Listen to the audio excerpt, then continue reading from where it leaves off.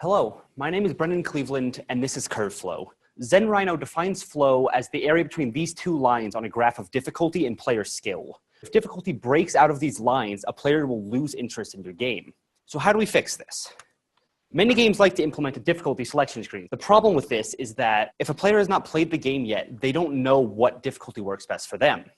A better solution, then, is dynamic difficulty. Resident Evil, for example, in this room, there's two crosswomen marked in the back. If you're not a high enough skilled player, they actually just won't show up. But there's an issue with doing difficulty like this. The issue with dynamic difficulty is that it assumes all players struggle with the same things. My solution is dynamic difficulty with multiple variables. And this is where my capstone, Curveflow, comes in. It's an API designed to solve this issue by offering developers as many dimensions of difficulty tracking as they want. It's able to automatically maintain tension and flow by providing moments of high and low skill on the player's specific strengths and weaknesses.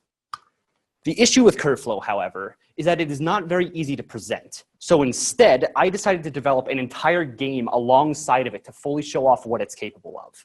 So this is FlowQuest, the game I developed alongside of this whole system. The first thing that Curveflow controls is called the grab skill. As you start to improve in this skill, the enemies in the game, all of the ranged ones, will start to be faster and more of a challenge for you.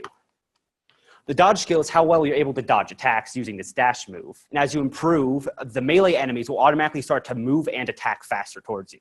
Once all the tiles have been beaten, a boss fight begins, where first it will select the boss it thinks is best, and then it will build a custom set of minions where each minion takes into account the other ones that have already been selected. This is what all of the tiles in the dungeon are going through each time one is selected. It may seem like that's a lot of information to parse, but in an extreme case, I was able to generate almost 400 tiles in less than a 20th of a second. Here are the graphs of two different players as they played through the game. Through this, it meant that their first boss fights looked completely different.